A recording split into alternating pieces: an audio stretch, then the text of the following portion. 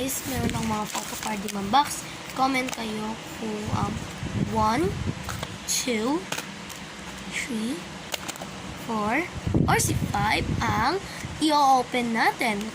Comment down below kung si 1 o si 2 o si 3 o si 4 o si 5. So, baka magkaroon tayo ng part 1 at part 2 kasi 60 seconds lang yung dito, meron akong mga duplicates. Tsaka kung idol nyo man si Jisoo, I have this. Ito lang papakita ko muna sa inyo. Cute nga. Meron pa akong guys, photo card doon nakatago mga ilang piraso pa. So, wala, hindi na magkakasya. Sige, push lang natin. Meron ako ng birthday ni Lisa. Ito, actually, favorite ko to kay Jose. So, patapos na yung time. So, yan lang. Bye-bye.